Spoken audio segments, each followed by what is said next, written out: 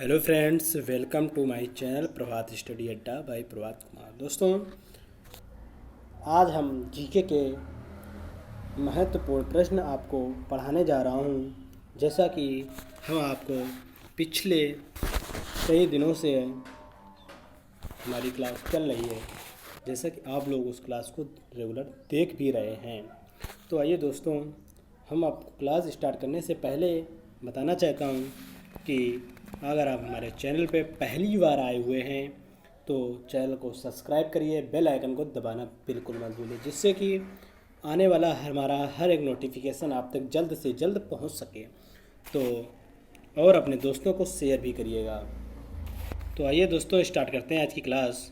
कह रहा है, आइए रहा हमारा पहला क्वेश्चन। कह रहा है राजस्थान सूचना आयोग, कह रहा है राजस्थान सूचना आयोग का गठन कब हुआ।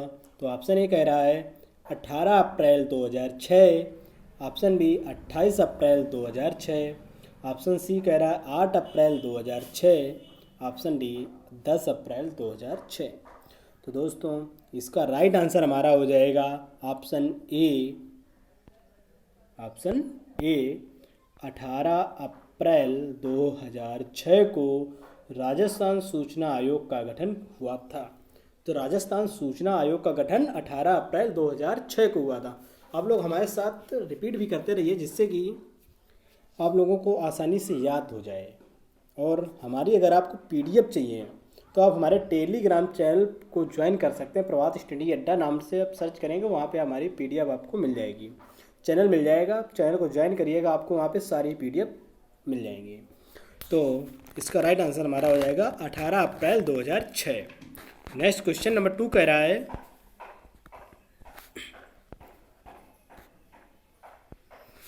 क्वेश्चन नंबर 2 कह रहा है राज्य स्तर पर लोक आयुक्त की नियुक्ति की सर्वप्रथम अनुशंसा किसने की थी। राज्य स्तर पर लोक आयुक्त की नियुक्ति की सर्वप्रथम अनुशंसा किसने की थी। ऑप्शन ए भारत का प्रशासनिक सुधार आयोग 1966 से 1970, ऑप्शन बी प्रशासनिक आयकर आयोग, ऑप्शन सी प्रशासनिक न्यायिक आयोग, ऑप्शन डी प्रशासनिक सेवाकर आयोग। तो इसका राइट आंसर दोस्तों हो जाएगा ऑप्शन ए भारत का प्रशासनिक सुधार आयोग 1966 से 1970। क्वेश्चन नंबर 3 कह रहा है क्या कह रहा है 2 अथवा 2 से अधिक राज्यों के लिए संयुक्त लोक सेवा आयोग अध्यक्ष की नियुक्ति कौन करता है। फिर से क्वेश्चन को रिपीट करते हैं, बहुत ही अच्छा क्वेश्चन है दोस्तों। पॉलिटिशियन का क्वेश्चन हमारा पॉलिटिक्स का है, इंपॉर्टेंट क्वेश्चन। इसको आप अपने नोटबुक में नोट बनाकर लिख लीजिएगा, बहुत ही अच्छा क्वेश्चन है। कह रहा है 2 अथवा 2 से अधिक राज्यों के लिए संयुक्त सेवा आयोग अध्यक्ष की नियुक्ति कौन करता है। ऑप्शन ए राष्ट्रपति, ऑप्शन बी राज्यपाल, ऑप्शन डी सी उपराष्ट्रपति, ऑप्शन डी प्रधानमंत्री। तो दोस्तों, इसका राइट आंसर हमारा हो जाएगा ऑप्शन ए राष्ट्रपति। राष्ट्रपति जो हमारा है 2 अथवा 2 से अधिक राज्यों के लिए संयुक्त लोक सेवा आयोग के अध्यक्ष की नियुक्ति करता है, इसलिए राइट आंसर हमारा हो जाएगा राष्ट्रपति। क्वेश्चन नंबर 4 कह रहा है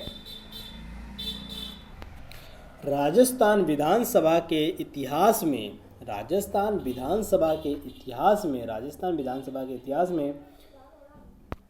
30 जून 2016 तक कितनी बार विश्वास प्रस्तुत हुआ उस पर चर्चा हुई।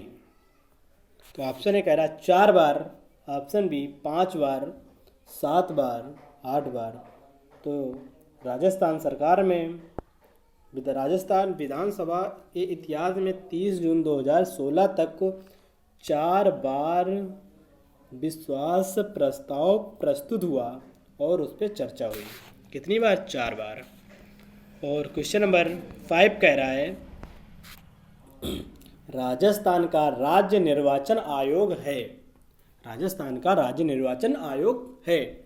ऑप्शन ए एक संवैधानिक संस्था, ऑप्शन बी एक न्यायिक संस्था, ऑप्शन सी एक वैज्ञानिक संस्था, ऑप्शन डी एक कर संस्था। तो इसका राइट आंसर हमारा हो जाएगा ऑप्शन ए एक संवैधानिक संस्था। राजस्थान का राज्य निर्वाचन आयोग एक संवैधानिक संस्था है। बहुत ही अच्छा क्वेश्चन है दोस्तों, इसको आप अपने इम्पोर्टेंट लिख लीजिएगा और याद करिएगा, ये क्वेश्चन बहुत ही आता रहता है। क्वेश्चन नंबर 6 कह रहा है वर्ष 2015 तक राजस्थान में पंचायती राज संस्थाओं के लिए कितनी बार चुनाव आयोजित किए गए हैं? 2015 तक राजस्थान में पंचायती राज संस्थाओं के लिए कितनी बार चुनाव आयोजित किए गए हैं? तो ऑप्शन ए कह रहा है 10 बार, ऑप्शन बी 20 बार, ऑप्शन सी 30 बार, ऑप्शन डी 15 बार। तो दोस्तों इसका राइट आंसर हमारा हो जाएगा ऑप्शन ए 10 बार। 2015 तक पंचायती राज संस्थाओं के लिए चुनाव जो हमारा हुआ आयोजित 10 बार हो चुका है। क्वेश्चन नंबर 7 कह रहा है उपभोक्ता कीमत सूचकांक उपभोक्ता कीमत सूचकांक पर आधारित मुद्रास्फीति, क्या मुद्रास्फीति की जो दर होती है कब बढ़ती है? दर जो पूछ रहा मुद्रास्फीति की सूचकांक पे दर बढ़ती है घटती रहती है, तो कब बढ़ती है? तो ऑप्शन ए कह रहा है जब बैंक दर कम कर दी जाती है, बैंक की जो दर होती है वो कम कर दी जाती है। ऑप्शन बी कह रहा है जब बैंक की दर ज़्यादा बढ़ा दी जाती है। ऑप्शन सी कह रहा है जब बैंक की दर कम या ज़्यादा कर दी जाती है, कभी कम ज़्यादा कर दी गई। या ऑप्शन डी हमारा जब बैंक दर शून्य कर दी जाती है। तो इसका राइट आंसर हमारा दोस्तों हो जाएगा ऑप्शन ए जब बैंक की दर कम की जाती है तो मुद्रास्फीति की दर भी बढ़ जाती है। जब हम इधर दर कम करेंगे तो मुद्रास्फीति की दर बढ़ेगी, जब हम इस तरफ मुद्रास्फीति की दर बैंक दर बढ़ाएंगे तो मुद्रास्फीति की दर घटेगी। क्वेश्चन नंबर 8 कह रहा है भारत में बेरोजगारी और गरीबी के अनुमान किस पर आधारित किए जाते हैं? भारत में हमारे जो गरीबी और बेरोजगारी है वो किस पर निर्धारित की जाती है? ऑप्शन ए NSSO के परिवारों के उपभोग व्यय के सर्वे पर। NSSO एक संस्था है, तो इसके परिवारों के उपभोक्ता के व्यय के सर्वे पर। ऑप्शन बी कह रहा है NSSO के परिवारों के उपयोग व्यय के सर्वे पर। ऑप्शन सी कह रहा है NSSO के परिवारों के आय और व्यय के सर्वे पर। ऑप्शन डी हमारा कह रहा है NSSO के परिवारों के जनसंख्या के सर्वे पर। तो दोस्तों इसका हमारा राइट आंसर हो जाएगा ऑप्शन ए NSSO के परिवारों के उपभोग व्यय के सर्वे पर बेरोजगारी और गरीबी का अनुमान लगाया जाता है। क्वेश्चन नंबर 9 कह रहा है वर्ष 1951 से 52 से लेकर के 1951 और 52 से लेकर के 2015-16 की अवधि के बीच में स्थिर कीमतों पर भारत की प्रति व्यक्ति आय की वृद्धि दर सर्वाधिक रही। प्रति व्यक्ति आय जो वृद्धि है सर्वाधिक कितनी रही? ऑप्शन ए 2007 से 8 में, 2008 से 9 में, 2010 से 11 में। ऑप्शन डी कह रहा है 2005 से 2006। तो दोस्तों इसका राइट आंसर हमारा हो जाएगा ऑप्शन ए 2007 से 8 में। क्वेश्चन नंबर 10 कह रहा है राजस्थान थोक मूल्य सूचकांक का आधार वर्ष कौन सा है? राजस्थान थोक मूल्य सूचकांक का आधार वर्ष कौन सा है?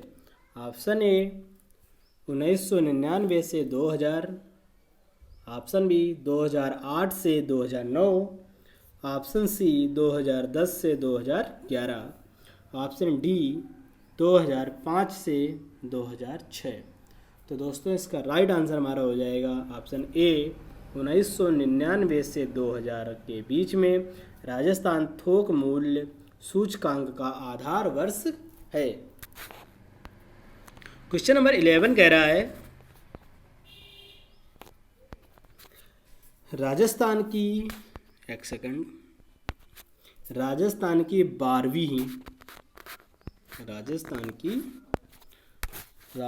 की 12वीं पंचवर्षीय योजना में कृषि उद्योग